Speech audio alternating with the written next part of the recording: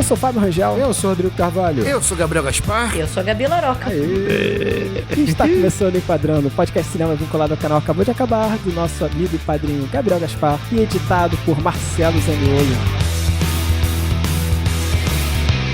Hoje, mais uma vez, marcando presença no Enquadrando, ela que é uma estrela, diretamente da República do Medo, Gabi Laroca. Seja bem-vinda, Gabi. Eu vou passar esse episódio inteiro gritando que eu sou uma estrela. Eu acho que é a melhor forma. Aqui você pode, aqui você Não sei se é um elogio que o Fábio fez, né? Não, com certeza é. Pelo menos é. A minha Goff, pelo menos, é boa no que ela faz, né? Sim, todo mundo tem um pouco de loucura, né? Todo mundo tem o seu lado Pearl. Eu espero que a gente não leve pro lado que ela leva, né? Que é assassinar todo mundo. Mas... Exatamente. Olha, Gabi, é uma honra ter você aqui novamente. Acho que a gente pode aproveitar, antes da gente entrar no filme, a gente fala sobre Pearl, poderia falar um pouquinho sobre o seu trabalho, do mundo do cinema, de horror. Eu acho que vale a pena falar pra poder comunicar com a galera. Sim. Eu que agradeço, gente, o convite. Eu sou ficcionada por X e por Pearl, então toda a chance que eu tenho pra conversar sobre esses filmes, eu tô dentro. E quando for a minha terceira vez aqui, eu já posso pedir música no Fantástico, né? Pode. Sem dúvida. Aquela que já tá programando a próxima vez, entendeu? Maxine tá aí. Maxine. Não, quando a gente fizer sobre Maxine, quando a gente tiver um podcast sobre Titanic, já que a gente tava conversando nos bastidores sobre Titanic. É uma boa. Olha entendeu? lá, boa. Eu falo sobre tudo, né? Mas pra quem não me conhece, eu sou a Gabi Laroca, eu sou historiadora, sou doutora em História. Trabalho com cinema de horror faz uns 10 anos, tanto com pesquisas quanto na internet, né? Eu faço podcast, eu tô toda quinta-feira no República do Medo, ou RDMcast, que é um programa voltado pro cinema de horror, ou pra horror nas suas mais variadas faces. E tô fazendo de tudo um pouquinho, né? Trabalho com livros, trabalho com produção de conteúdo. A gente vai tentando sobreviver onde dá, né? Fantástico. Sim. E Exatamente. o República do Medo fez recentemente, né? Um episódio sobre X e Pearl. Eu tava né? devendo pros nossos ouvintes, eu tava com preguiça de fazer a pauta. Daí eu aproveitei e falei, não, vamos fazer, porque a galera tá pedindo, né? Vamos colocar pra rodar. Perfeito, Gabi. Então, hoje a gente vai falar sobre Pearl, filme de 2002, mas antes eu queria só avisar que o Enquadrando ele tem spoilers, então se você chegou aqui recentemente nesse podcast, se você não assistiu esse filme, é melhor assistir antes de ouvir o episódio, porque tem spoilers, né? Sem Então, dúvida nenhuma. antes de ter essa parte com spoilers, essa vez com spoilers aí, uma pergunta pra vocês aqui de caráter geral. Esse filme aqui, né, como a gente falou, é uma continuação de X, né? X, A Marca da Morte. X, né? X, Gostei do X. A Marca da Morte, né? Vocês consideram, pra quem não viu ainda o primeiro filme, a gente tem um podcast aqui do primeiro filme também, é uma prequel. Vocês consideram que é muito importante, é fundamental ou desnecessário ver antes o primeiro filme do que esse? Pra quem não viu nenhum dos dois ainda. Só tem essas três opções. Ou outras opções. Muito importante, fundamental ou desnecessário. Outras opções. Eu posso começar então falando que eu acho que a experiência, acho que ela é mais completa se você viu X. Porque, pô, tem algumas pistas recompensas com X que são legais, né? Mas não é necessário. Mas o que vocês acham aí? Assim, eu acho que você consegue assistir o Pearl como um filme solo, né? Não é aquele filme de franquia que se você não assiste o primeiro, você fica completamente perdido, assim, sem saber o que tá acontecendo. Ele tem ali, né, o seu próprio lore, ele tem uma apresentação de personagens, então acho que ele funciona bem sozinho. Mas, quando você assiste o X, ele ganha muito mais potência. E ele tem ali as suas relações, você entende os personagens, né? Não é obrigatório, mas sabe, é aquela coisa Não é obrigatório, mas é recomendado. Exato. Perfeito. É o papel de Exatamente. uma ótima continuação, que no caso aqui é um prequel, né? É você tornar o outro filme melhor ainda, né? Você cresce, né? Seria tipo A mais B da C, né? Porque os dois filmes juntos ficam muito melhores, mas eles têm sua interdependência mesmo. Dá pra você ver independente sem problema nenhum. A partir de agora, spoiler. Isso aí. Agora é spoiler. Agora chega. Acabou o período de aviso e recomendação, agora é spoiler. isso aí. E eu achei interessante porque quando a gente gravou sobre X, eu lembro que vocês já estavam muito animados com Pearl, que todos vocês já tinham visto, eu não tinha visto. E eu fiquei, não, essa hype aí, não sei não. Eu lembro da Gabi falando, não, eu gosto mais de Pearl, mas eu gravo X. Eu fiquei, gostei mais de será Pearl. que Pearl é tão bom assim? E, caraca, realmente, eu fiquei abismado quando vi esse filme, né? Agora que eu vou gravar sobre ele, vou poder falar um monte de coisa a respeito aqui, mas vamos lá. Eu acho que o Pearl, ele é maravilhoso. E pra mim ele é realmente, assim, melhor que X, por um fator muito importante que é Mia Goth no roteiro, eu acho. Eu acho que ela contribui, né? Parece que foi um projeto que foi surgindo ao longo da feitura de X. O Ty West não imaginava fazer o Pearl, né? Ele foi construindo um material sobre Pearl pra que a Mia Goth tivesse uma linha de interpretação, né? Pra idosa. E aí a coisa foi ficando tão interessante, eles começaram a debater tantas ideias que eu falei, cara, eu acho que isso aqui pode virar um filme. E eu acho que o grande diferencial aqui, sabe? A profundidade profundidade da personagem, o roteiro ganhou um nível a mais, eu acho que é o olhar de Mia Goth. Não tenho certeza, mas me passa essa impressão, sabe? Isso é incrível, é um trabalho de atriz inacreditável, né, que ela faz nos 2 filmes, e é bacana, né, imaginar essa relação entre ela e o diretor surgindo no primeiro filme, né, porque normalmente o ator, a atriz, né, quando vai fazer um personagem, tenta fazer ali, construir, por mais que não vai aparecer em tela, o background, as motivações, pro ator individualmente, né, faz toda aquela storytelling, aquela história, sabe, o ator constrói isso, um dos métodos, né, de atuação é esse, né, você vai construindo todo o background e, em geral, você vai até conversando com o seu diretor, sabe, você vai conversando com ele, olha, esse momento aqui, minha personagem, ela teve um problema com a mãe dela era muito opressora, não sei o quê, então dá pra imaginar ela construindo todo esse background, que depois virou o Pearl, no trabalho dela como atriz do primeiro filme, e apresentando isso pro diretor, só que ela fez provavelmente um trabalho de atriz tão bom, e um background tão bom, sabe, que ela apresentando isso pro diretor, o diretor deve ter ficado realmente, temos que filmar isso, esse background, temos que filmar o próprio Pearl, assim, não, assim, foi uma troca, foi uma troca, claro. O West também tinha um olhar já mais aprofundado e claro da Pearl, né? Não, a Pearl já existia naquele filme, inclusive, né, aquele universo já existia, sim, sabe? Sim, claro. Mas ela, claro, provavelmente, com o trabalho de atriz, foi acrescentando camadas daquele background, dúvida, sabe? Que ele provavelmente deve ter ficado, temos que gravar isso. A química dele surgiu Pearl, cara. Genial. Eu acho muito interessante porque a Pearl no X, ela é uma personagem que a gente quer saber mais. Ela é bem delimitada no filme, né? Você tem, assim, as noções do que ela... Qual é o propósito, um pouco da personalidade, você já entende ali que tem um rancor muito grande, tem toda uma questão de envelhecimento, mas você fica assim, quero ver mais, né? Eu quero saber o que diabos levou essa mulher a se tornar o que eu tô vendo hoje, né? O que eu tô vendo aqui nesse filme. E eles pegaram, então, essa base que já existia pro X e trouxeram pro Pearl de uma maneira, assim, incrível, porque você fica embasbacado o filme inteiro. Uma coisa que vocês comentam, assim, que é a presença da Mia Goth também no roteiro, cara, mas como ela é versátil, né? Porque, tudo bem, dançar, atuar, mas escreve e produz, né? Ela é um fenômeno. E é brasileira, hein? E brasileira.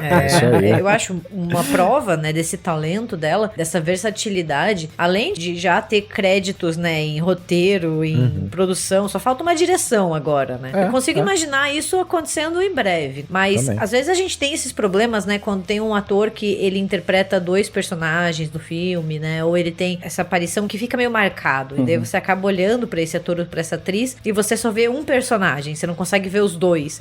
E com ela não é assim, né, porque a gente vê ela como Pearl e a gente vê ela como Maxine, e são 2 personagens diferentes, não é assim, você assistiu Pearl e pensando assim, nossa, tô vendo a Maxine. Não, você esquece que ela já foi a Maxine e você compra completamente as angústias e toda aquela loucura dela, né? Exatamente. E é interessante que são 2 personagens que têm motivações parecidas, assim, as 2 querem ser, digamos, estrela, né? As 2 têm sonhos parecidos, são interpretadas pela mesma atriz e são completamente diferentes uma da outra, sabe? Então é bizarro. Esse ponto realmente é impressionante, o trabalho dela, né? Você em nenhum momento você lembra da Maxine. Exato. Em nenhum momento. É a Pearl do início ao fim. Sabe quando a gente tem aqueles atores, atrizes que têm trejeitos? Sabe? Parece que ela não deixa esses trejeitos dela influenciarem. O Anthony Hopkins. Ficou pra sempre com cara de Hannibal Lecter. Sim.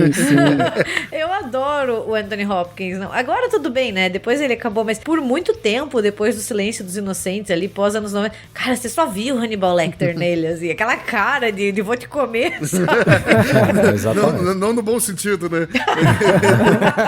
Mas é impressionante porque a voz dela muda completamente, o tom de fala dela muda, a postura muda completamente. A postura muda, os trejeitos, né, os movimentos com os braços, o movimento com o olho muda. Isso é demais, assim, então... É incrível. E ela tem muito espaço aqui, né, pra brilhar. Pra brilhar, pra ser a estrela que a personagem gostaria de ser. É impressionante, impressionante. Então o Gabriel comentou, mas se você quiser, tem o nosso episódio número 51, que é sobre X, que a Gabi também tá lá, né? Então, vamos falar aqui sobre Pearl. Então, vamos lá. Mas antes da sinopse, eu gostaria de dizer que o Enquadrando ele tem uma campanha no Apoia-se. Então, você pode entrar lá em apoia.se/enquadrando e ajudar o projeto a se manter e a crescer, né? Galera, a gente precisa muito do apoio. Apoie um produtor de conteúdo independente, sabe? Se não puder apoiar a gente, apoie um outro produtor de conteúdo, mas é importante, porque a gente vive desse apoio aí mesmo, o Enquadrando vive desse apoio. Nos ajude a crescer. Na verdade, nos ajude a sobreviver. Sobreviver primeiro e depois a crescer, né? Exatamente. Exatamente. E aí,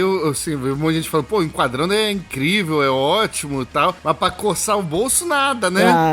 Aí o enquadrando acaba, vai ficar um monte de viúva do enquadrando. Eu gosto o quanto o Gabriel é direto, eu gosto quanto ele é direto. Ele é tão direto que ele é quase indelicado. Não, se a carapuça serviu, aí não sei, né? Aí de cada um. E eu gostaria de agradecer alguns apoiadores nossos que fazem esse programa acontecer. Então, vou citar alguns nomes aqui. Lohane Ruiz, João de Lima Júnior, Matheus Santana, Marcela Takahara, Leonan Lisiero, Bruno Oliveira. Galera, muito obrigado por vocês. Muito obrigado, gente, de coração. E então, pessoal, agora chegou aquele momento, né, que eu sempre peço um pouco ali da interação de vocês, né? A gente fala, a gente grava, a gente age e é o momento de vocês agirem, a gente unir uma ação com a outra e fazer uma interação aqui nesse momento com vocês, que é o momento Enquadrando Agora. Então você vai fazer o seguinte, esse filme aqui, cara, é um filme da nossa produtora queridinha, a 24, a gente já fez um monte de filme da 24 aqui no Enquadrando, então eu quero que você, como sempre no Enquadrando Agora, tira uma foto do que você tá fazendo, enquanto você consome nosso podcast, enquanto você consome Enquadrando, tira uma foto aqui, ó, pá! Da sua frente do que você tá olhando, beleza? E coloca no Twitter com a hashtag Enquadrando Agora. E dessa vez, além de marcar a gente, né? Se quiser pode marcar meu Twitter pessoal lá, @CinemaGaspar, pode marcar o do Enquadrando, mas eu quero que vocês marquem também o ousadinho. Não sei nem se eu posso, hein, Fábio? Com licença aí. Caraca, mas, eu não tô sabendo de nada. Provavelmente não pode, mas... Provavelmente não pode, mas eu vou pedir mesmo assim, porque eu sou ousado, que nem a Pur. Exatamente. Eu sou ousado, tenho que seguir meus sonhos. É melhor pedir desculpa do que pedir permissão. Do que pedir licença. Então vou pedir aqui pra marcar também o da produtora A24 Brasil, beleza? Marca eles lá. Mas segue eles também, que eles têm um conteúdo muito bom, estão sempre divulgando os filmes da produtora. Gente finíssima. Gente finíssima. São gente finíssima, realmente. A gente já teve algumas interações com eles ali no Twitter. Pô, sempre pareceram gente boa pra caramba. Abraço, Léo. Olha aí. Abraço, Léo, pô. Então, pô, marca lá o A24 Brasil, beleza? E segue eles lá também no Twitter, porque esse filme só é possível, estávamos falando desse filme, porque existe a produtora A24 pra dar voz e dinheiro, né, pra malucos como esses fazerem filmes como esses. Exatamente. Então é isso, marca lá na hashtag Enquadrando Agora. Sinopse. Presa em uma fazenda isolada, Pearl deve cuidar de seu pai doente sob a vigilância de sua mãe, enquanto almeja ser uma estrela de cinema. Porra, perfeito. Tá bom. Não, foi ótimo, Rodrigo.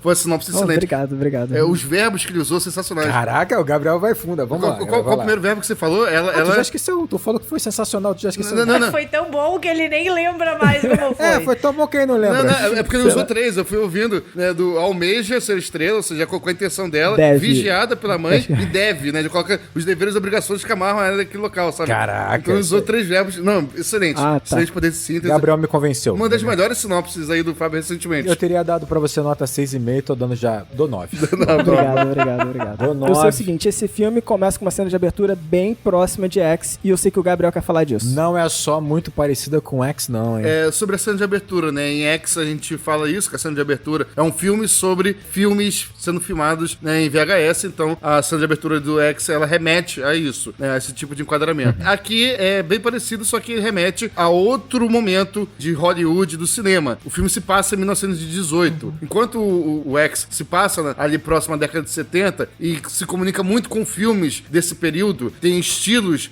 cinematográficos referentes a filmes daquele período, aqui ele remete mais ao estilo de Hollywood, primeira metade ali do século XX, sabe? Então, a abertura já é diferente. A abertura começa dentro de um celeiro escuro, bem escuro, totalmente escuro. A impressão que tem ali é quase como se fosse dentro da mente da Pearl, né, digamos assim. E aí você vai conseguindo enxergar umas frechinhas e uma luz do lado de fora, sabe? Um local mais claro, um local de sonhos. E aí, espontaneamente, de forma automática, aquela porta de madeira se abre, sabe? Se abre sozinha e você é colocado, né, do lado de fora ali, daquele celeiro, sabe? Do lado de fora, como se você estivesse enxergando o mundo pelos olhos da Pearl, como se você estivesse abrindo os olhos dentro daquela mente escura, que é onde você tá naquele momento, e você vai enxergar o mundo sobre o olhar da Pearl. O Fábio tá rindo aí, eu falando Pearl, mas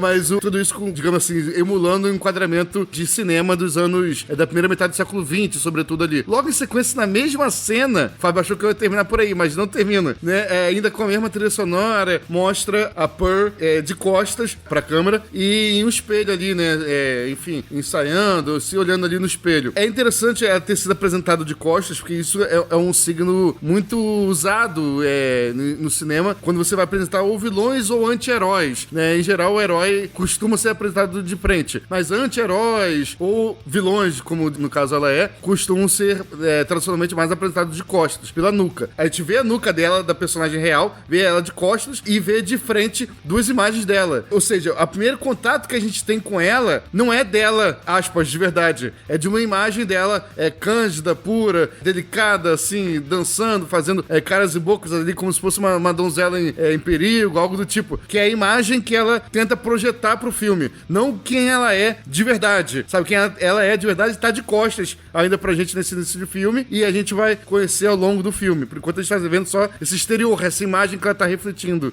naquele espelho ali pra gente. Essa é uma interpretação da cena de abertura. Obrigado, Gabriel. Tá bom. Valeu aí. Eu acho legal que apresenta o espelho também e a Maxine também é apresentada assim em X, né? Não, eles mostram as bonecas de Pearl, que eles mostram em X também, as bonecas estão lá também, que é muito interessante, né? Parece ser a mesma penteadeira, né? Ou muito parecido, alguma coisa assim. Eles têm esses cuidados, né? Isso eu acho muito, muito interessante. É o benefício também de você emendar uma produção na outra, né? Porque às vezes quando você fica muito tempo, você vai perder. Sim. Só você ver qualquer bastidor, eles falam, porra, estragou, perdemos, né? Sim, Se eu não me engano, acho que foi a sim. máscara do Michael Myers e Halloween que eles perderam e tiveram que fazer outra. Então é óbvio que não fica a mesma coisa. Mas quando você faz essa emendada, você consegue usar os mesmos itens, né? E isso é muito legal, porque você assiste o X e você assiste o Pearl, você fica fazendo, não, beleza, essa aqui eu já vi, mas eu vi lá na década de 70, agora eu vou ver novo, né? A machadinha, né? Parece que é a mesma que aparece no início de X também. E o Gabriel falou assim que, né, esses portões de madeira se abrem, né, pra você ver aquele cenário quase de fantasia daquela fazenda, né? O sol... Aquelas cores, né? Aquele sol Muita não existe cor. com aquele brilho todo, aquelas cores inteiras. E essa entrada, na verdade, ela é exatamente uma cena de Mágico de Oz. Exatamente. Mágico de Oz, quando a casa, né, da Dorothy, ela cai de fato em Oz, né, tá em escombros, as portas se abrem exatamente igual pra você poder vislumbrar Oz em todas as suas cores, né? É igualzinho, cara. Impressionante. Nossa, esse é um tópico que eu queria falar. Muito. Porque o Pearl, ele faz toda uma alusão ali àquela Hollywood dos anos 30, né? Ao uso do Technicolor, você vê pelas cores vibrantes. E eu acho que a maior referência que ele faz é o Mágico de Oz, né? O paralelo entre a Dorothy e a Pearl de querer fugir, de sonhar com algo a mais, de não pertencer e querer ir pra um lugar mais mágico, né? Mais diferente. Tem até uma cena em que a Pearl usa um macacão azul, que pra mim faz uma alusão ao vestido icônico da Judy Garland. Sim. Né? Tem as duas meio que usam Maria Chiquinhas, uma trançada, a outra não, né? Tem toda essa questão, né, da estética e também os novos mundos, né? A Pearl vai pra cidade, a Dorothy vai pra Oz, né? Então elas têm essas aventuras que forçam elas a saírem e encontrarem novas pessoas, encontrarem novos ambientes, né? Eu acho que uma das minhas referências favoritas é a do espantalho, né? Assim, porque eu acho incrível, né? Porque ela vai lá e no Mágico de Oz o espantalho tá lá, né? Tem o Homem de Lata, tem o Leão, eles são todos fofinhos. E daí aqui a Pearl vai lá e abusa sexualmente do pobre espantalho, né? Do pobre espantalho. Então, assim, tem essa perversão do Mágico de Oz. Tem até assim, né? Não tem bruxa, mas tem a mãe. Tem a cena em que ela põe fogo na mãe. Exato. Lembra muito a cena em que a Dorothy joga um balde de água na bruxa má. Exatamente, é igual. É fantástico. E a história do espantalho, que eu acho que é uma curiosidade muito interessante, né? Porque no filme que a gente conhece do Mágico de Oz, não tem nenhuma relação amorosa entre a Dorothy e o espantalho. Mas tem uma cena, estava prevista no roteiro do Mágico de Oz de 39, que ela nunca foi filmada, que o Hank, que é tipo a contrapartida humana do espantalho, né? Tipo, eles têm lá os seus pares humanos. São os amigos da fazenda, Exato. Ele tá indo embora pra frequentar a faculdade de agronomia ou agricultura, sei lá. O que na época era, né? E ele fala pra Dorothy prometer que vai escrever pra ele, né? E a cena, ela implicaria, né, de uma forma muito sutil, em 1939, um futuro romance entre os dois, porque eles iam se corresponder, né? Então a menina ia crescer e depois eles iam ficar juntos, né? Então também forneceria uma explicação de por que no Mágico de Oz ela fala pro espantalho que de todos que ela tá deixando, ele seria o que ela mais sentiria falta. Isso. Eles acabaram não filmando, né? Acabou que não é nem uma cena deletada, ela é uma cena não existida. Sim. Mas daí a Pearl pega isso e leva a um outro nível, né? Não é só escrever a cartinha, né? Exatamente. Só porque todos os meus tópicos sobre Mágico de Oz a Gabi... Ai, desculpa. Não, foi excelente. Não, Gabi, pelo amor Foi de Deus. excelente, foi excelente. Tu vai tomar esporro no final do programa. Tu vai tomar esporro. Como assim? Ele vai cortar meu microfone, ele vai falar assim, não deixa a mulher falar. Não, foi excelente. O do espantalho, sintetizando isso que você falou, muitas das coisas que acontecem no Mágico de Oz, só que de um jeito, não diria o contrário, mas de um jeito perverso. Quando eu digo perverso, é pervertido, subvertido. Sombrio. E aí, enfim, né, o espantalho, né, tem uma conotação mais sexual, em vez de tacar água, taca fogo. E tem água também. Tem. Isso que é legal. Tem assim. também, e também a questão da estradinha de ouro, né? Que não tem uma estrada de ouro nesse caso aí, mas é uma estrada onde ele tá sempre passando numa estrada de terra com um mineral em volta, né? Assim, que pra mim remete Com certeza, seria com a certeza. essa estradinha, sabe? Mas é uma subversão do Mágico de Oz, enquanto no Mágico de Oz ela tá em busca de um sonho, né, de algo mágico, aqui, ao contrário, a gente tá vendo o resultado de uma tragédia, né? De quando esse sonho não é alcançado, né? O que acontece, né? Em caso de deu errado no Mágico de Oz. Eu acho muito significativo porque o Pearl, ele leva muito aquela ideia do conto de fadas original ao extremo. Porque o Mágico de Oz, ele é um conto de fadas, mas ele é um conto de fadas mais bonitinho, fofinho, né? Assim, né? Lúdico, Originalmente, talvez nem tanto, mas... E os bastidores do filme também são caóticos, né? Terríveis, mas né? o filme em si, ele é todo fofinho, bonitinho, né? Mas aqui o Pearl, ele mostra esse lado muito mais sombrio do conto de fada, que é tipo, as coisas não acontecem, não dão certo, né? Até a vida real. E pra mim esse é o paralelo, né? Pegando um gancho no que o Gabriel falou, é muito isso, assim, porque a Dorothy, ela consegue voltar pra casa, né? Ela passa o filme inteiro querendo encontrar o mágico pra poder voltar pra casa. E a Pearl nunca consegue sair de lá. Então, tipo, uma quer voltar e dá certo pra ela, né? E dela fica feliz, etc, etc. Agora, a Pearl, ela quer sair e ela nunca consegue sair. E a gente sabe, desde o começo, por causa do X, que ela vai ficar presa pelo resto da vida dela naquele lugar que ela odeia. É verdade. O conto de fada antes dos irmãos Grimm botarem a mão, né? Antes da Disney botar a mão. Porque quando a Disney botou a mão, daí a Pequena Sereia tem o seu final feliz, as irmãs da Cinderela não cortam um pedaço do pé, entendeu? E daí... Eu tava falando com o Fábio, né? Eu até fiz um exercício aqui, eu falei, não, eu preciso encaixar os personagens de Mágico de Oz aqui em Pearl, né? Aí, pra mim, assim, dada essa ironia trágica, o Homem de Lata é o pai dela. Não só ele não se move, porque no Mágico de Oz ela fica tendo que... Ele precisa daquele óleozinho, né? Lubrificar o tempo inteiro ele pra ele poder se movimentar. Ele é dependente pra caramba, Caraca, né? realmente. O Mágico de Oz, pra mim, é o projecionista. Ele parece ser mais do que ele é pra Pearl, né? Ele basicamente só projeta o filme, né? Ele cuida dali, mas na visão da Pearl, ele é praticamente um diretor de cinema. Ele é praticamente um dono de estúdio. Ele tem a magia, né?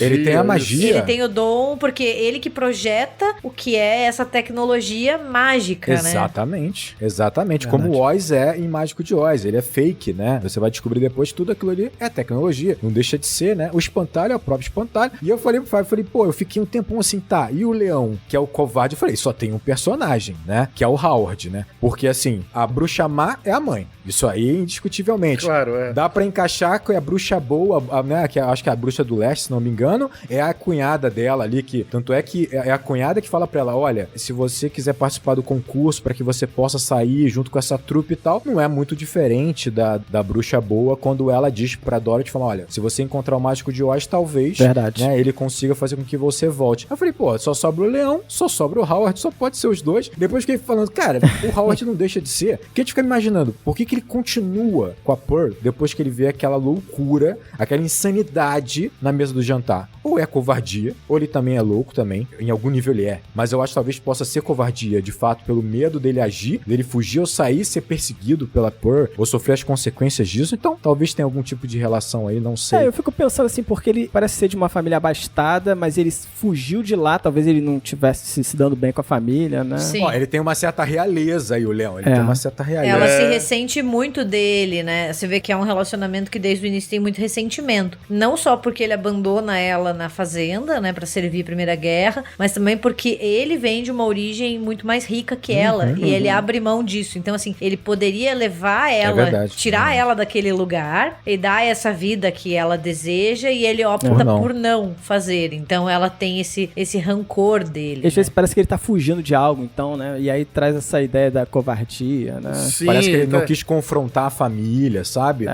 Alguma coisa assim. Que encaixaria? Forçação de barra pra ficar legal e fechar cada personagem. Força um pouquinho, mas... É isso aí. Mas faz parte de analisar um filme, a gente sempre força a barra.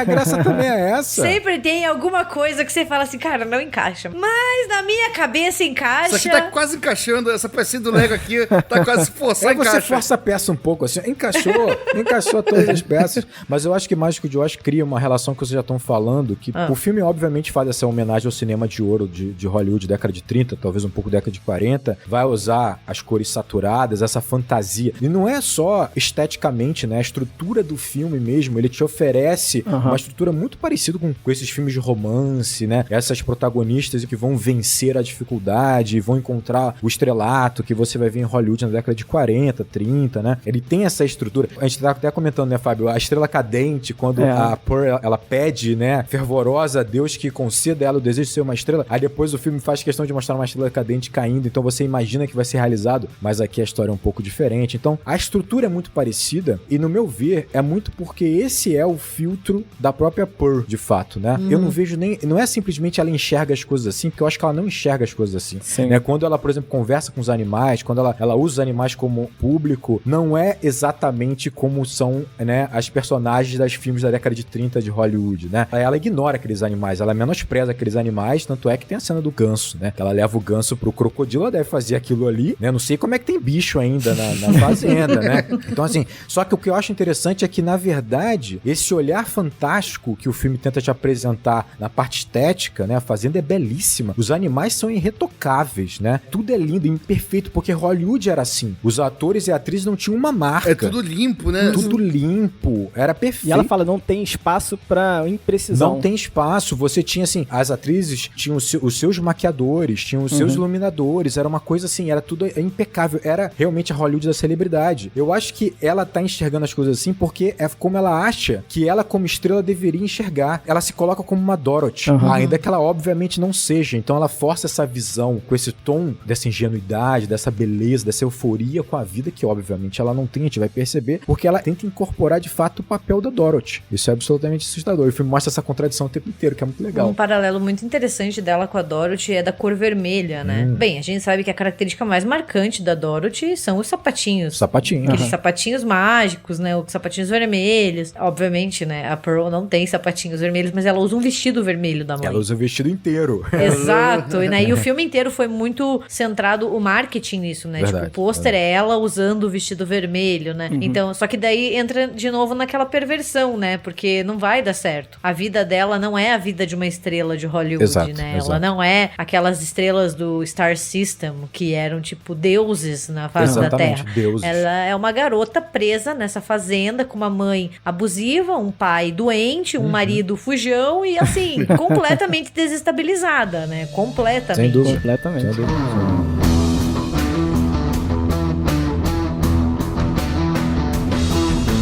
Eu acho legal essa dualidade do horror e fantasia que a gente vê nesse filme. E o filme deixa isso muito claro, né? Até ele acompanha uma música de fundo que fica dando tom de fantasia o tempo todo, acompanhando todas as cenas, né? As cores, como a gente comentou. Mas eu fiquei, assim, olhando muito pra essa estrutura desse roteiro e vendo que ele vai brincando, como o Rodrigo falou da estrela cadente, né? Ele vai brincando que ele vai ter um ponto de virada de fantasia. Que ele vai fazer alguma coisa assim e vai pro fantástico de alguma forma. Né? As coisas que a gente espera de um filme utópico de Hollywood, né? É que você já pensa, tipo, no Pinóquio, quando pede pra ser um menino de verdade, tem a estrela exato, cadente, você já imagina, exato. não, beleza, tem a estrela cadente, gente. Noviça rebelde, sabe essas coisas assim, tu vai falar, A fada isso. madrinha vai aparecer e vai dar certo. Exato. E aí eu Exatamente. fiquei procurando ponto de virada, porque esse ponto de virada, ele acontece, sei lá, muito tempo depois. Eu fiquei, caramba, cadê esse ponto de virada do filme, sabe? Porque parece que ela tá vivendo a vida dela. Você tá acompanhando, né? Aí o primeiro momento que ele me engana, pra mim é ter um ponto de virada, né? A gente viu a introdução do filme, né? O jacaré comendo ganso, né? Aquela coisa toda, né? Caraca, E na volta muito já é o momento dela buscar o remédio do pai de bicicleta. Aí na volta da cidade, ela entra no meio do milharal. Aquilo ali me logo remeteu o seguinte, sabe?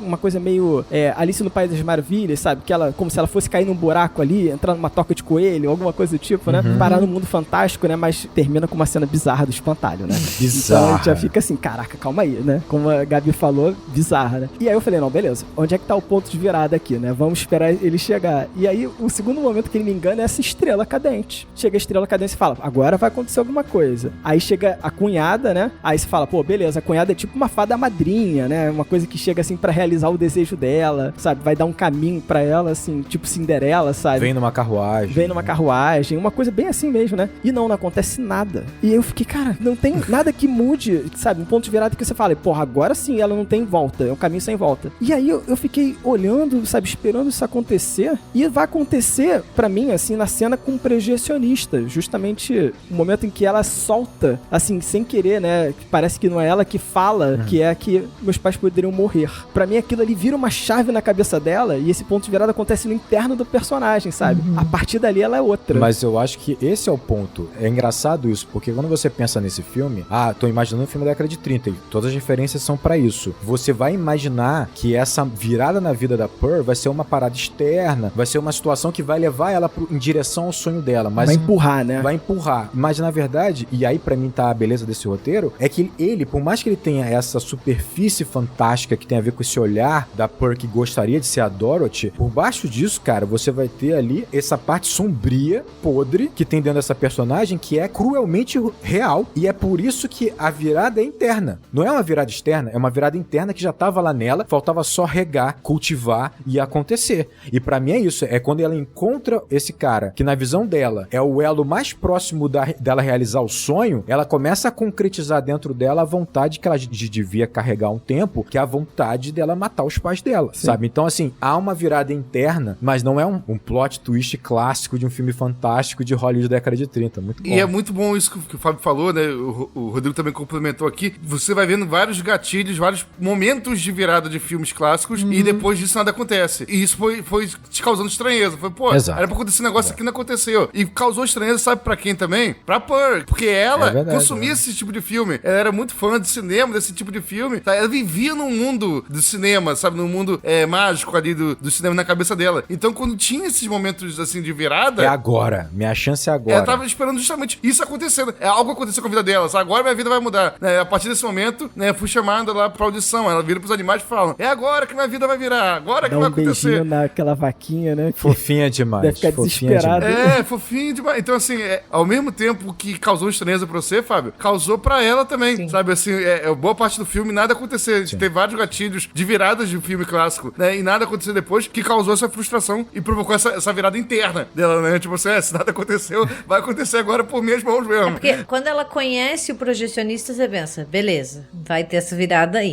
Tem mais uma virada interna. Daí, quando a Mitzi fala pra ela que vai ter os testes, tem uma outra virada, porque dela fala, não. Só que não é nada assim, são coisas muito sutis, né? Então, não é aquela virada enorme, é uma coisa que não acontece, né? Na verdade, é a chance que não se concretiza, né? O projecionista, ele é a chance de um amor mais romântico, e daí depois o cara mostra que ele é um bostão também, que ele não tá nem um pouco interessado nela, assim. Não. Daí tem a chance do teste, né? Que também ela vai e não dá certo. Então, assim, tudo que parece que vai ser o ponto de ruptura, não é o ponto de ruptura, né? Mas eles são tipo como se fossem calombinhos que a gente vai pegando no filme e vai construindo até essa personagem chegar no desfecho que ela não aguenta mais e ela solta, né? Assim, tipo, ela mata todo mundo. Exatamente. Porque em vez de construir o roteiro do filme, né? Em vez de construírem cenas a posteriori, elas vão construindo as motivações da personagem. Sim. Né? Exatamente. Eu acho que em algum momento ela até pensa em terceirizar a morte dos pais pelo jacaré, sabe? O crocodilo, sei lá. Que ela vai levando o pai assim, tipo, logo que tem essa cena do projecionista. Eu acho muito difícil falar isso também. Projecionista. Tô quase falando só projetista. Projecionista. Logo que tem a cena do projecionista, ela vai com o pai, assim, na cadeira de rodas até o lago, assim, pronto pra derrubar ele, sabe? Pra jogar ele lá pra Tilda, não lembro qual era o nome da... Teda, acho que é Teda. Jogar pro crocodilo, né? Porque como se fosse terceirizar. E cada vez mais, acho que ela percebe que, tipo, a virada da vida dela tem que vir das mãos dela, sabe? Ela tem que botar a mão na massa e fazer acontecer. Eu até falei isso lá no vídeo do Acabou de Acabar, que a Gabi já deve ter assistido com o seu marido, Matheus. Né? Abraço pro Matheus, já tá falando. Adorei o puxadinho. Foi muito bom. Um abraço pro Matheus, né, que obriga a Gabi, coitada, a assistir meus vídeos contra a sua própria vontade. Não, eu não falei que era contra a minha própria vontade, só falei que às vezes eu tô fazendo outra coisa e de repente eu escuto a voz do Gabriel na minha sala, entendeu? Fazendo outra Só isso, assim, não tô falando que é contra a minha vontade. Não, tô brincando. Mas eu chego a falar isso no vídeo, que o filme também é o momento que aparece o título ali, cara. É um momento quase meio que cômico, né? Ela entregando o ganso ali pro jacaré e congela ela com um sorriso no rosto. É uma tomada muito assim de filme de aventura para toda a família, sabe? Assim, que você vai acompanhar. E pra mim, esse momento, esse jacaré, particularmente assim, é esse instinto assassino dela, assim, que ela vai alimentando ao longo do filme. Você vai alimentando aos pouquinhos, depois ela pensa em colocar o pai, né? Jogar o pai pro jacaré, sabe assim? Ela tá sempre alimentando. Essa frase é muito louca mesmo, né?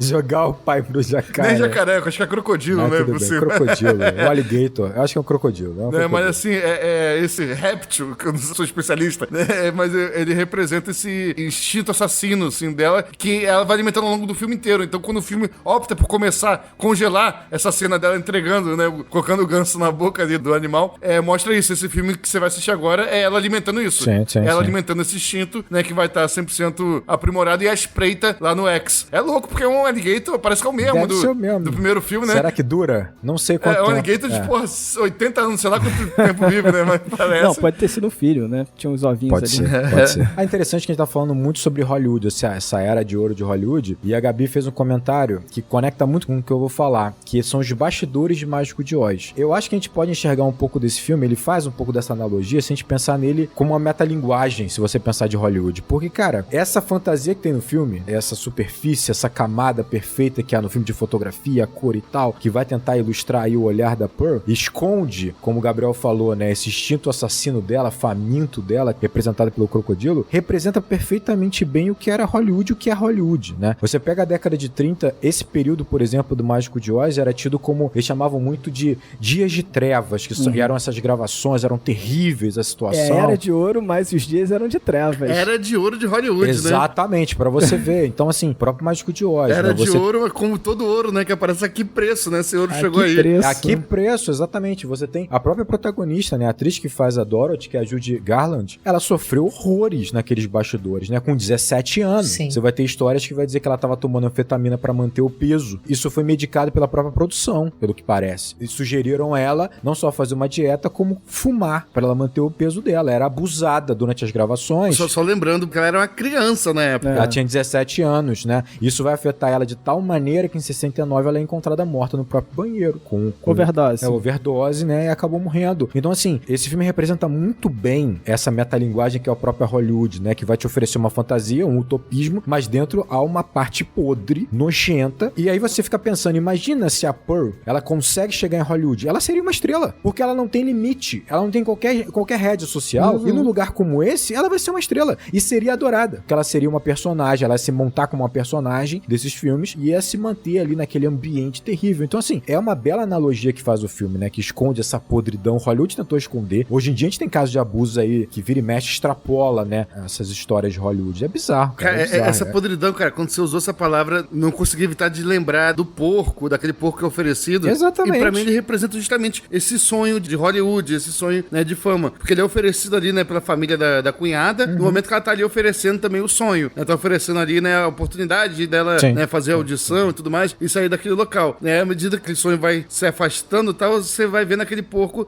se apodrecendo, sabe? Até o momento que ela, o sonho dela é totalmente frustrado, ou seja, aquela ali tá totalmente podre, né, e ela pega aquela frustração com aquele porco podre e serve aos outros a sua própria frustração, sabe? Aquele sonho apodrecido dela, sabe? Transforma aquilo num banquete pra servir os outros, não sei, um banquete mórbido, né? Então... Vale aqui até ressaltar, né? O que une muito, né, X e Pearl é exatamente essa sensação de frustração que ela tem, né? Sim. Une muito esses dois filmes, né? Ela vai se frustrando e reage dessa forma. O que é muito interessante é que essa ideia de ressentimento que a gente tem tanto no Pearl quanto no X, né? E também que é muito guiado por essa personagem, aqui ele tem não só o ressentimento, o fato dela estar presa, porque ela tem um ressentimento com Howard, com a família, mas também quando ela explode de ressentimento com a Mitzi, né? Que é a cunhada, quando ela descobre que a cunhada conseguiu o que ela queria. Sim. Então, assim, e daí faz muito um paralelo que a Maxine é aquilo que ela quer ser no X, né? Então, assim, porque ela olha pra Maxine e ela até fala, você é como eu, mas tem aquele rancor, aquela inveja, né? Eu quero ser jovem de novo, ela tá ali, né? Sendo uma estrela, ela tá caminhando, eu também quero isso. E aqui é com a Mitzi, né? E tem esse paralelo com o que o Rodrigo tava falando sobre a questão de Hollywood, né? né? A gente falou da Judy Garland, do Mágico de Oz, que é quando a Pearl é rejeitada nos testes, é porque ela não é jovem, ela não é loira e ela não é toda americana, ou seja, ela não é a Marilyn, né? Por mais que o filme se passe em 1918, né? E a gente nem... É até meio anacrônico, mas assim, ela é rejeitada porque ela não é o que seria o padrão de beleza em Hollywood por muitos anos, que é o padrão Marilyn Monroe, né? Exatamente, é verdade. Isso faz todo sentido. Aliás, em X você tem a Pearl falando que não gosta de louras, né? Aí empurra A Bobby Lynn. Que é a personificação da Marilyn, porque ela tem até o cabelo, né? Sim. Exatamente. Não, é impressionante como os dois filmes conversam, né? E um vai agregando ao outro, né? Quando eu tava assistindo pela primeira vez, eu percebi uma plaquinha, assim, que passa na rua, né? Com a frasezinha que a Maxine fica falando pra ela mesma, né? Não vou aceitar uma... Ih, esqueci a frase. Não vou aceitar uma vida que eu não mereço. Isso, não vou aceitar uma vida que eu não mereço. Que o pai dela fala, assim, mas passa na rua um cara segurando essa placa, assim, logo no início de Pearl. Então os dois filmes se conectam muito. Cara, eu acho que eles se conectam a ponto de, assim, eu tenho uma sensação de que Pearl é um filme tanto cíclico. Ele se fecha. E é engraçado que ele vai se conectar exatamente por conta dele ser cíclico com X. Porque a gente tá presenciando em Pearl a primeira crise da Pearl. A gente tá percebendo, como o Gabriel falou, o instinto dela sendo alimentado. Ela alimenta esse instinto com desculpas. Claro, coisas de fato que ela viveu, mas também com desculpas, com algumas incoerências, né? Até ela chegar no ponto de extrapolar e ter a primeira crise. A gente vai ver em X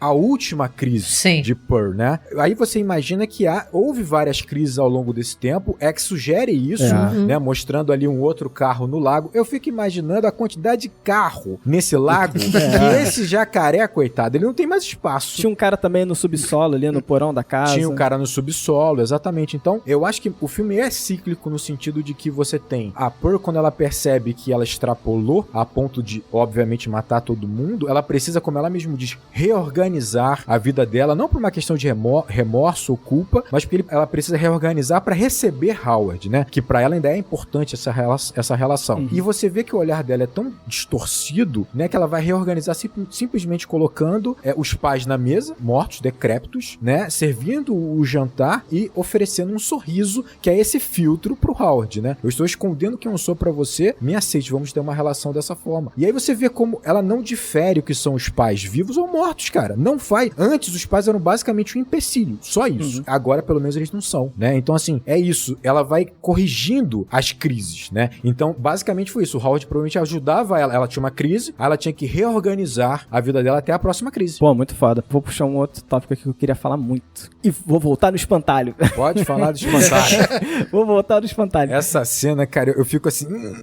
no beijo do espantalho, meu Deus, ela dá um beijão no espantalho. Não, e ela dá um beijão no espantalho, né?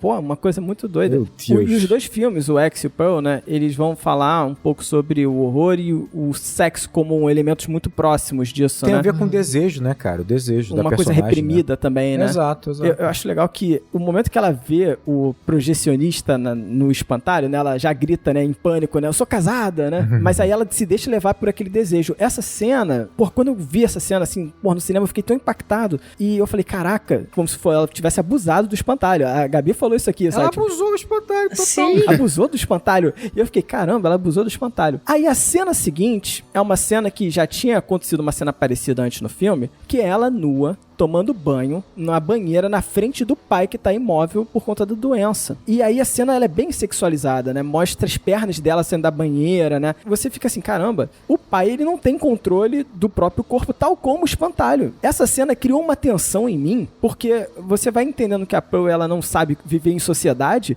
e você não entende qual é o limite dela. Nesse momento, eu tive uma dualidade, duas sensações bizarras, porque eu fiquei com muito medo dela fazer a mesma coisa com o espantalho que ela fez com o pai, ou qualquer outra coisa que fosse sexualizada com o pai, porque você fica assim, caraca, qual é o limite da Pearl, sabe? Eu não sei. Então você tá ali. E aí, o pior é que isso cria uma tensão gigante e o momento em que ela, na verdade, ela tava beliscando o pai, você fica, cara, que é isso? E aí ela vai pra enforcar o pai. O que deveria ser a criação de tensão, na verdade, alivia minha tensão. Porque eu falei, ela só quer matar ele. Caraca, ele só vai matar. Mesmo assim, a mão chega no pescoço, escorregando pelo corpo até chegar no pescoço, sabe? Parece sexual, ao mesmo tempo, assim, parece se enforcar, mas um sufocamento erótico. Fica ambíguo, né? Um tempo. Tem uma mistura de uma tensão sexual com uma pulsão de morte, sabe? Sim, misturado isso aí, mas sabe? no momento que parece que ela vai matar ele, sabe? Tipo, é matar... Você ficou tranquilo. Eu fico, graças a Deus. Eu falei, tá bom, só vai matar. Não, é tá só bom. matar, não é nada demais. E é impressionante como isso, na verdade, aí eu atribuí isso muito a um grande mérito desse diretor, que ele me colocou do lado dela. Nesse momento, eu me senti o seguinte, porra, calma aí, eu aliviei minha atenção porque ela só quer matar. E isso me faz me conectar muito com o personagem da Pearl, sabe? Porque pra ela matar é um alívio, né? Você conseguiu sentir esse alívio. Porque matar é um alívio. Caraca. E aí eu falei, caraca, aqui eu acho que esse Ty West é um gênio, sabe? Tipo, essa cena eu fiquei assim, caraca, esse cara é gênio. É porque, assim, né, eu acho que uma coisa interessante desse filme, ok, tudo que a Pearl faz é muito questionável, ela é muito louca, ela não pode viver em sociedade, tudo isso a gente já sabe, mas a gente não consegue assistir o filme e não sentir um pouco de pena dela, porque ela tem um sofrimento que é genuíno, por mais que esse sofrimento dela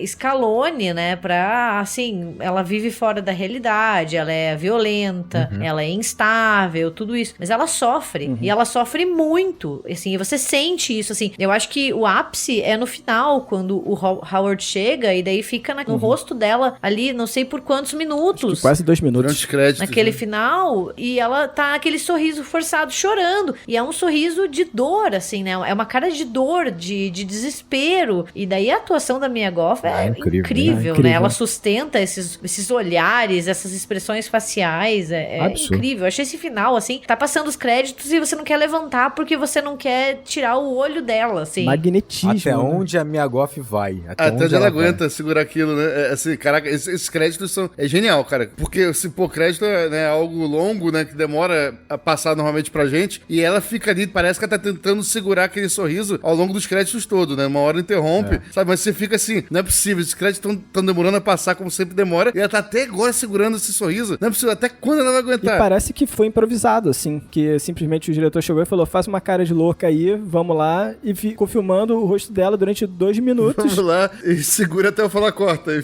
Tô falando que a Mia Goth levou esse filme pra outro patamar, cara. Outro patamar. Mas eu acho que o ponto que a Gabi colocou é muito importante mesmo, assim. O filme, ele pode ser colocado como um estudo de personagem. A gente tá falando de um terror que é um estudo de personagem. Isso é maravilhoso. Dá espaço pra Pearl, dá espaço pra Mia Goth trabalhar. E o mais interessante é isso. Você vai entendendo essas camadas complexas dentro dela. Sim. A maneira como ela sofre, mas ao mesmo tempo ela mente pra ela, as contradições, as ironias, as confusões que ela vai fazendo. E eu acho que todas essas cenas vão desenhando ela lentamente, como por exemplo a cena do pai, né? Eu enxergo ela um pouco diferente, né? Quando, por exemplo, ela tá falando sobre o cinema, sobre como é espetacular as meninas dançando em sincronia e tal. Ela tem ali uma questão da luxúria de ser uma artista, né? Poder da luxúria em relação ao pai como plateia. E aí, do nada, ela tem um clique interno que tem a ver muito com como ela pensa, que é: meu pai é um empecilho pra eu chegar e alcançar isso. Então, quando ela belisca, ela tá ali, tu tá vivo mesmo? Sabe? Ou então você tá reagindo, você vai reagir. Ali ela começa a sugerir a ideia de que, cara, meu pai é um empecilho pra eu chegar até lá. Então você entende como ela tem esse tipo de pensamento, né? Por exemplo, quando você vê ela lidando com um projecionista, você entende que ela, dentro da limitação que ela tem ali na vida dela, ela encara ele como se fosse um diretor de estúdio. Ele é o mais próximo do que eu tenho do meu sonho. Ele falou que eu mereço, ele falou que eu tenho todas as condições pra isso. Vai me levar pra Europa. Só que o que é interessante é o seguinte, a mente dela é tão confusa nesse aspecto que você pensa, ela quer alcançar o estrelato em Hollywood. Teoricamente, na cabeça dela, ele tá apto a ir com ela. Essa não é a verdade, mas ela tá enxergando isso. Por que ela não simplesmente foge com ele? Não, porque junto dessas confusões tem o instinto dela, um instinto alimentando uma ideia de que, olha, os seus pais são um empecilho, e uma maneira de resolver isso é matá-los. Então, assim, é uma forma de resolver um problema, mas da maneira dela, com o instinto alimentando essa ideia. Porque é uma ironia, ela podia simplesmente fugir. Só que aí, pra mim, tem um detalhe que eu acho muito interessante nessa personagem, que assim, não é simplesmente o pai que é um problema. Eu falei, ela podia fugir, cara. Ela foge toda noite, praticamente, pra sair. Você vê quando ela sai pelo telhado, ela sai com uma desenvoltura que ela fez aquilo ali milhões de vezes. O pai não é simplesmente o problema, mas é a ideia que ela tem como papel de filha. A ideia dela, porque na cabeça dela, se ela sai, ela tá rompendo um papel de filha, ela tá frustrando um papel que ela não deveria frustrar, que ela não deveria errar, que é o papel de filha que deveria cuidar do pai, que deveria ajudar na fazenda. E olha como é deturpado isso, porque na cabeça dela, se ela mata os pais, o problema tá resolvido, porque agora os pais não precisam mais dela. Não precisam mais da filha cumprindo o papel dela social. E essa confusão vai chegar a um ponto de extrapolar que chega no monólogo. E quando chega o monólogo que é espetacular, você entende o monólogo inteiro, porque ele é um acúmulo ao ponto de extravasar. E aí você entende todo o desabafo, cara. Isso é absolutamente genial. Não só pela atuação da Mia Goth, é espetacular espetacular, mas, assim, você consegue compreender essa personagem com toda a sua profundidade. E não só ela, a mãe. Por exemplo, a mãe é terrível. E a relação com a bruxa de O Mágico de Oz não é à toa. Até as atrizes têm uma certa semelhança. Só que, ao mesmo tempo, você entende, no momento que as duas estão brigando, que a mãe, ela é muito severa, muito rígida, muito controladora, porque a mãe também se culpa, primeiro, de ter feito a Pearl como ela é, e ela se sente na responsabilidade de manter a Pearl sob controle, longe da sociedade. E, ao mesmo tempo, ela tem pavor da filha. Então, Que é uma loucura, mescla de sensações que ela tem, que ela se sente no dever de manter a Pearl longe de todo mundo, porque ela podia falar o seguinte: minha filha, eu tenho pavor de você, pode ir embora no teu sonho, porque pra Quer mim... ir pra Hollywood, Pra vai. mim tá ótimo, só que ela se sente no dever de manter a Pearl longe de todo mundo, e ela tem medo da filha. Quantos gansos a menina já matou, cara? A gente não sabe. Então, cara, os personagens são extremamente complexos. O papel do pai, eu fico desesperado no papel do pai, coitado. Eu acho que tem uma coisa aí, né, quando a gente fala de estudo de personagem, porque o X também faz isso, e a gente comentou no episódio de como ele não cai em arquétipos ou estereótipos. E assim, o X, ele faz mais uma homenagem aos slashers dos anos 70. Seria muito fácil ele cair naquele arquétipo da loira burra, Sem né, dúvida. da menina sexualizada, sei lá, do homem burro, Exatamente. do tipo atleta, né? Ele poderia muito bem e ele não faz. E o Pearl, ele também podia fazer isso com a Pearl, né? Então, assim, ela poderia ser mais, assim, uma representante ali, sei lá, de uma luxúria feminina, Sim. de uma mulher má que não sabe o seu lugar, sabe? Esse tipo de coisa que a gente vê muito no cinema, né? Ou daquela mulher ambiciosa e cruel que faz de tudo, né, pra conseguir o que ela quer, e que são personagens que daí a gente vê que eles são muito quadradinhos, Sim, eles sim, têm começo, meio e fim. E o Pearl, ele não tem isso, porque ela é a vilã, mas ela é a protagonista. A gente tem raiva dela, mas a gente também tem pena A dela. gente compreende. Sabe? Então ela é uma personagem muito, muito complexa. Então, assim, não tem uma questão. Tem luxúria? Tem sexualidade? Tem, mas não é só Não isso, é só né? isso. Não é só isso que move ela. Exatamente. Eu acho isso muito interessante que a Gabi tava até ressaltando como é fácil ficar do lado dela no filme. É verdade. E é um filme que ele não vai te deixar nessa dualidade de, será que ela é fruto do meio? Não, o filme já começa, ó, essa pessoa aqui, ela é diferenciada. Ela mata esse ganso Olha aqui. como ela tá dando ganso pro crocodilo com um sorriso no rosto. Exatamente.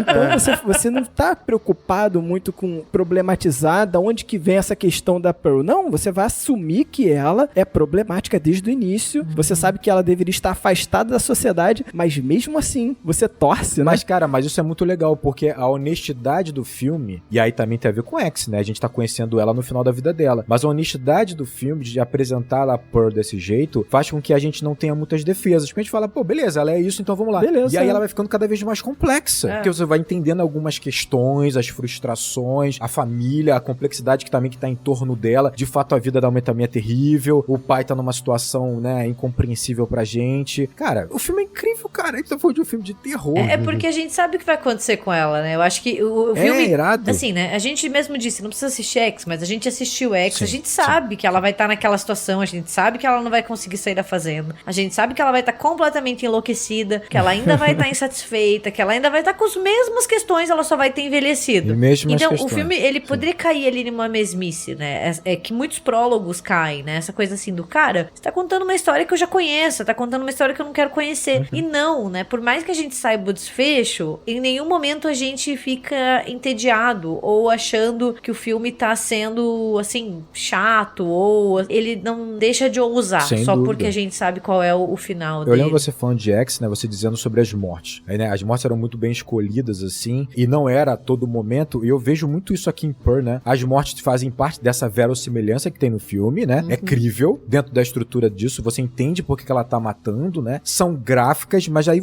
eu me peguei pensando o seguinte, cara, o mais impactante pra mim não foi ela matando, foi ela decapitando um corpo. Não, aquela cena é muito foda. E detalhe, aquela cena é foda e é dentro de um clipe. Tem trilha, ritmo, quase divertidinho, entre aspas, mas chocante, porque na verdade ela tá até empolgada, porque ela está organizando a bagunça na cabeça dela. Ela não tá tipo, nossa, eu acabei de esquartejar minha cunhada. Não! Ela tá arrumando a casa. Arrumando a casa. É bizarro, a cunhada já tá morta e mesmo assim é muito pesado. A assim. morte da cunhada não é tão pesada quanto esse clipe. Não é tão pesada quanto. Sim. É estilizado pra caramba também, né? É estilizado, então, por ser estilizado, a morte da cunhada é muito estilizada, é muito lindo também, aquele plano de sequência, ela correndo, né? Uhum. O rush que ela faz, né? Tipo, de fazer o silêncio, né? Depois que ela mata, né? Ela faz um... É tudo pra estilizar, assim, e você criar um personagem, Ela né? é a estrela do filme dela. Ela é a estrela, exatamente, Pô, né? você falou da cunhada, cara, durante o monólogo, que é espetacular, eu ficava assim, eu quero ver a cara da Eu cunhada. também, eu quero ver a cara dela. Eu quero ver ela reagindo, pelo amor de Deus. Não, realmente, porque é a nossa cara, né? Eu acho que a cara da cunhada é a nossa cara olhando pra aquilo ali e falando, caraca, meu Deus do céu. Cara, eu vou te falar que eu acho que esse monólogo é das melhores cenas do ano de 2022. Sim, sim, cara. Esse monólogo, cara, é o tipo de cena que eu vou, posteriormente, rever só esse monólogo, sabe? Assim, sabe aquelas cenas que você vai dar aquela vontade de, nossa, acho que vou rever aquele monólogo da Pearl, sabe? Vou rever só essa cena aqui. Exatamente. Ou a cena de exatamente. dança, né? Esse filme espetacular. todo é muito marcante. Sim. Eu acho isso interessante porque a gente sempre conversa, assim, né, que as premiações, muitas vezes, escolhem filmes que não são nada marcantes, assim, que não são memoráveis, e você, daqui a pouco você fica, pô, esse filme ganhou mesmo, verdade. por exemplo, um Oscar de melhor filme, e você nem lembra direito do filme, sabe? É tipo a Gwyneth Paltrow ganhando por Shakespeare Apaixonado. Nossa, É, exatamente. porra. É, tomou um susto que eu não lembro que ela já ganhou o Oscar de melhor atriz. Eu tomei um Green susto. Book, eu vi esse filme, eu não lembro de quase nada. do Green Book, exatamente. E aí, cara, tem Pearl, e você fala, que isso? Esse filme fica na memória, ele é um filme que fica maturando sobre ele, assim, na cabeça. Suscita discussão, Suscita né? discussão, porra, impressionante.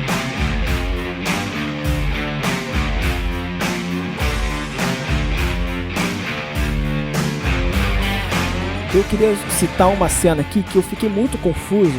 E aí, em off, desculpa, mas foi uma coisa em off que eu liguei pro Rodrigo mais cedo e falei, cara, eu não entendo essa cena, o que tá acontecendo, né? Porque eu fiquei, por que essa cena tá aí? E quando o Rodrigo falou a interpretação dele, eu falei, caraca, faz todo sentido, que é a cena do ovo. Assim, logo após Eles que... estão esperando uma cena maneira, assim, tipo, que cena? É do ovo, tá.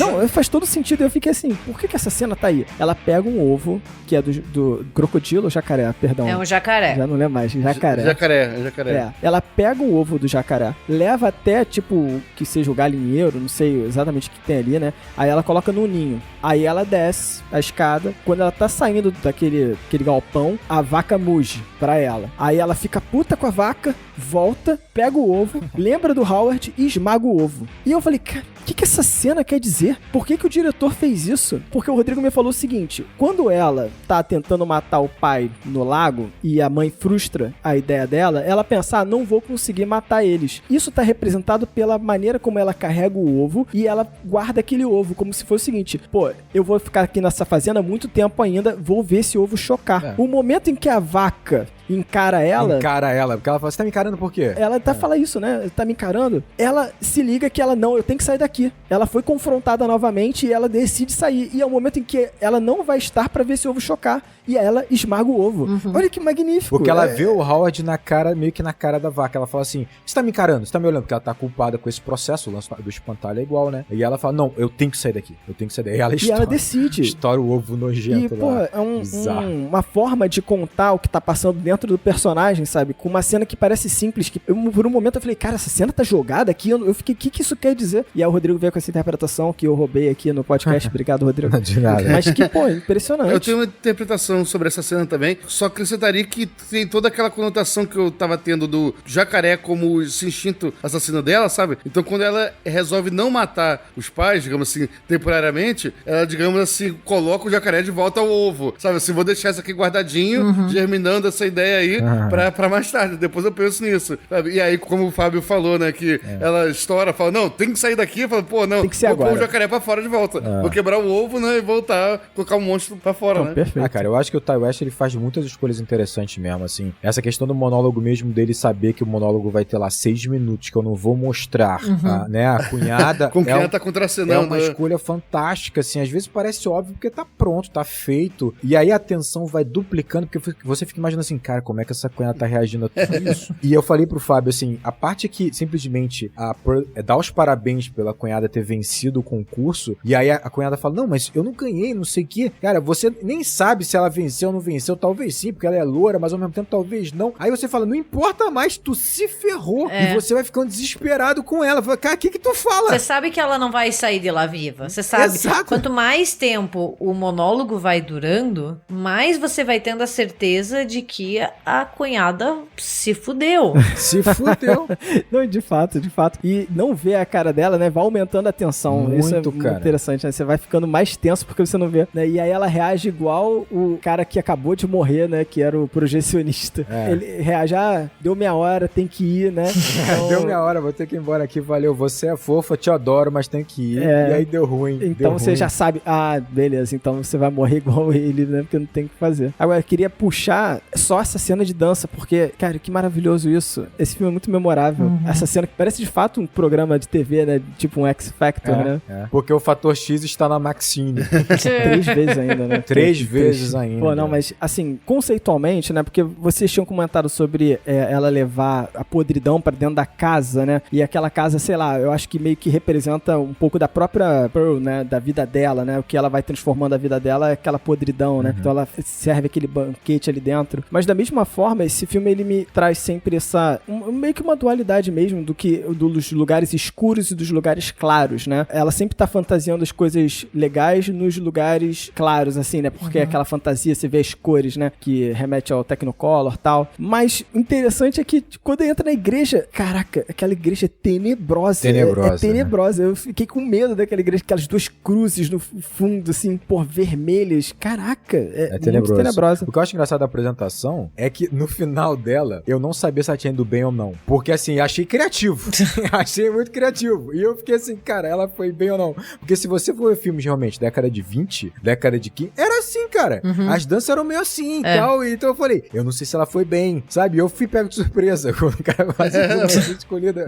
Essa cena de dança é fantástico, porque, cara, isso que você falou, Rodrigo, realmente, ela foi bem ou foi mal? Porque fora a dualidade do filme de você não saber se aquilo de fato tá acontecendo do jeito que a gente tá vendo, né? Ela pode estar parada. Ela podia estar parada e, na verdade, não tá dançando nada. Mas, pra mim, é fantástico, assim, sabe? Tipo, a apresentação dela foi fantástica. Eu adorei, assim. É divertida pra caramba, no mínimo divertida. É divertida, né? Porque é aquela coisa bem animada, bem over. E ela muda, tipo, da água pro vinho, né? As feições, o rosto. Pô, impressionante. E só queria fechar falando o seguinte, que lá no episódio sobre X, a gente comenta que talvez os conservadores de hoje tenham sido os progressistas do passado. E por mais que a Pearl seja totalmente insana, né? Fora da normalidade, eu acho interessante porque ela, no fundo, ela só queria se expressar, né? Com a dança, com a sexualidade dela, ou mesmo com as mortes dela, né? Mas e no futuro ela vai se tornar meio que quem reprime, né? Assim, né? Acaba que tem um pouco disso, né? Ellie Howard. Ellie Howard, né?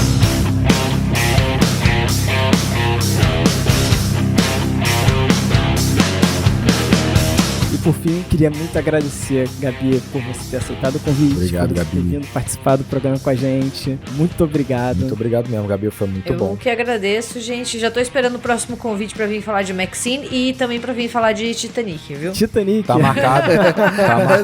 Tá marcado. Perfeito. E, Gabi, acho que vale a pena também divulgar suas mídias sociais. Total. Galera sai de Pearl doido pra filme de terror, tem que seguir, Gabi.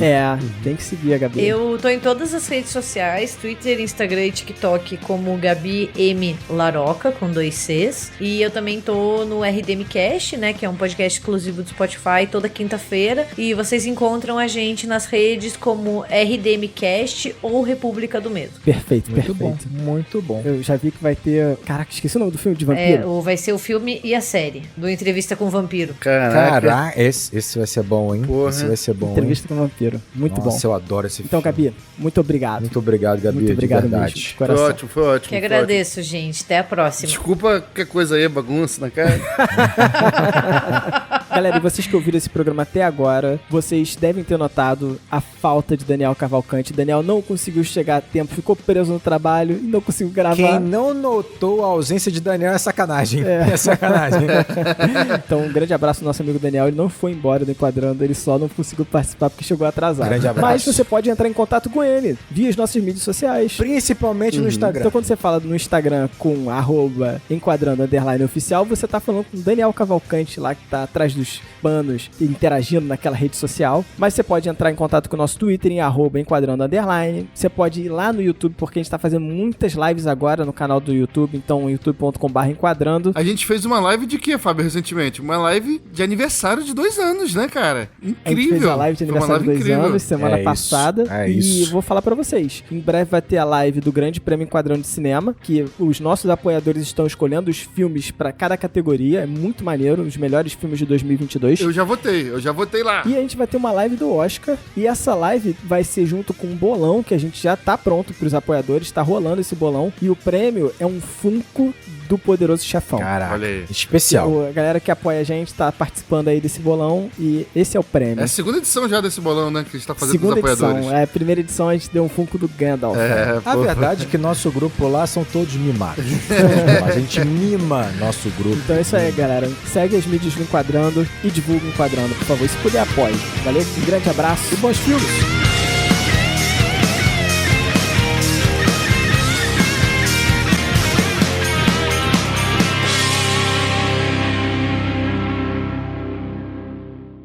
Preso em uma fazenda isolada. Mas não tem aquele lance de mais antes desse nome? Ah, não, tu vai gravar eu depois. vou fazer, né? Tá bom, vou gravar depois porque tinha que perder tempo com isso aqui. E mensagens. Ele me confundiu todo agora. Eu Fábio. vou gravar depois porque eu quero. Exato. Eu já ia tomar um esporro agora. Se não tivesse convidado, se não tivesse visita aqui em Na casa, verdade, eu vou tomar um esporro, mas vai ser depois. depois a gente conversa. Quando... Que isso, eu não sou tão bravo assim, não. Mentira. Não sou tão cara. brava assim, porra. Termina. Porra, fica quieto aí. Fica quieto aí. Né, X e Pearl é exatamente essa sensação de frustração que ela tem, né? Já dizia Mano Brown, frustração, máquina de matar vilão. Máquina de fazer vilão, quer dizer.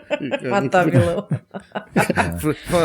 Já dizia Mano Brown, frustração, máquina de fazer vilão. Mas, Fala aí, Gabi. mas que eu acho muito interessante que... Nossa, me perdi agora, peraí. Olha lá, tu interrompeu a Gabi. Desculpa. Gabriel já vai tomar 2 esporros já no final. Vou mesmo.